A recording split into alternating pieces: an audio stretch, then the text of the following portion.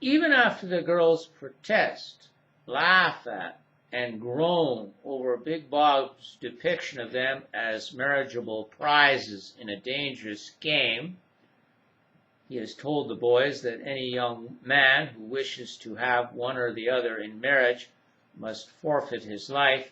He can't tell them apart in a contest to win their hand. And even after he has taken time to explain to them what the words dowry and forfeit mean, he continues with his antics until even Ben can no longer believe him. Who has charmed the girls so they can't tell the truth about sending a young man to a dire fate, if he isn't able to tell them apart? He asks Big Bob. A warlock, Bob replies. God only knows there are enough of them on this property.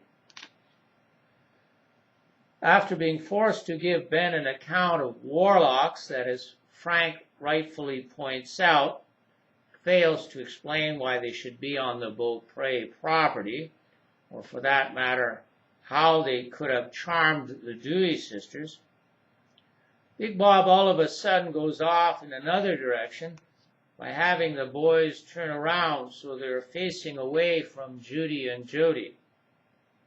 Almost at the same time, he cajoles and bullies the Dewey sisters so they are forced to participate in another game, albeit only on condition that it's not so ridiculous as the first one.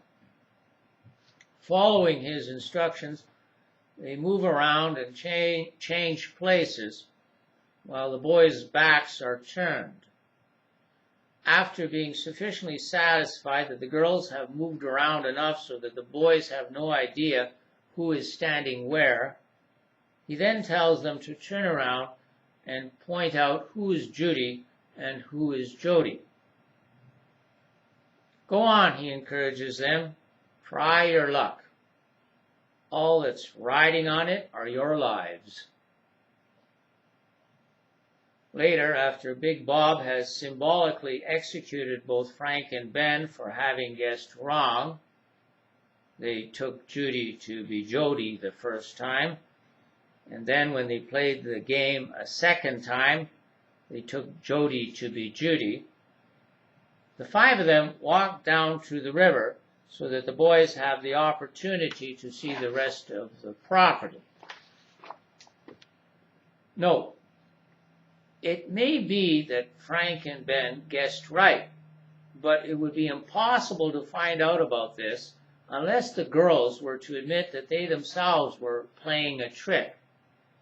What the boys don't know yet, but will soon find out, is that both sisters have a mischievous streak, and that Judy has sometimes passed herself off as Jody, and Jody has sometimes passed herself off as Judy.